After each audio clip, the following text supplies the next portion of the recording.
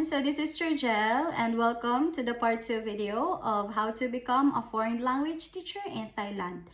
Just a quick disclaimer, this information, details, and the process that I'm about to share are based on my own experiences as well as the experiences of other teachers and ng mga kaibigan kong teachers na nagtuturo pa rin hanggang ngayon sa Thailand. So, your process may be different depending on your profile, qualifications, and background. So I suggest do your own research. Mag-apply lang ng mag-apply sa mga legitimate sites. Be patient, do your best, and also pray for it, guys. Because I believe if it's for you, ibibigay yan ni Lord para sa'yo. Okay, so let's proceed to the frequently asked questions. So, unang tanong, sino ba yung mga pwedeng mag-apply as a teacher sa Thailand? At saka, pwede daw ba mag-apply kahit hindi ka education graduate? So, para sa akin guys, I do not advise and suggest na mag-apply kayo kahit hindi kayo education graduate. Bakit?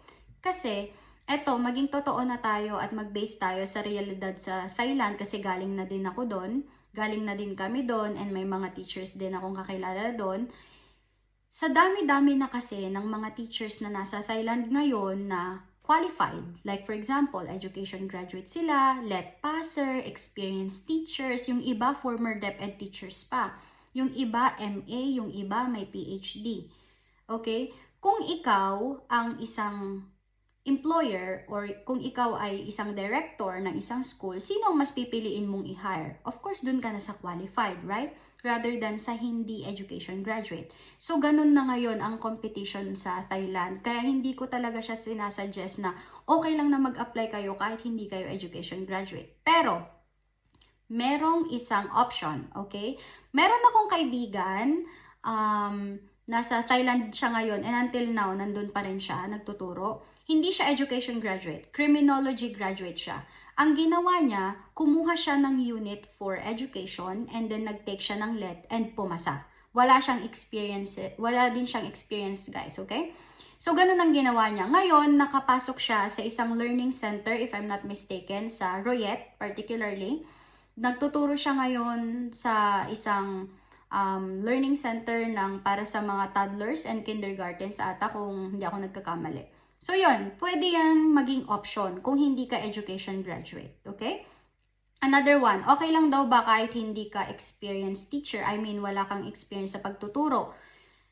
Okay lang guys. Ako, before ako pumunta ng Thailand, ang experience ko ay 2 years classroom setting and may tutorial ako. Eto pa, tinatanong kung kinikredit ba ang tutorial. Yes, pero hindi nila ganong pinapansin kasi. Okay? I mean, yung experience kasi mga teach, sa totoo lang ha, hindi masyadong tinitignan ng mga schools kung experience ba or whatsoever, ganyan. Pero edge mo yan ha, magandang advantage yan. Pero para sa akin, parang hindi sila masyadong nagbe-base doon. Okay? Pag nakita kasi nila, eto sa ibang school lang, di ko naman nila lahat. May mga ibang school na hindi na pinapansin kung LET passer ka or kung experienced teacher ka, ganyan. As long as education graduate ka. Tsaka pag nakita nila yung, for example, nag-send ka ng demo video, ganyan, tapos nakita nila na magaling kang mag-deliver ng demo mo, magaling kang magsalita, very fluent, ganyan, i-hire ka naman nila. And then, okay lang din daw ba kahit hindi LET passer? Yes. Pero, eto lang ha, I suggest before na mag-apply kayo as a teacher sa Thailand, make sure na you build or you boost your credentials and your qualifications. Mas maganda kasi yung fully equipped ka bago ka pumunta doon. Kasi nga, sabi ko nga, marami ng mga competitors and marami ng mga teachers doon na talagang qualified talaga. Parang overqualified pa nga eh. 'Di ba? So, mas maganda yung talagang may may panlaban ka. So, yun yung mga dapat ninyong tandaan kapag halimbawa gusto nyong mag-apply as a teacher sa Thailand.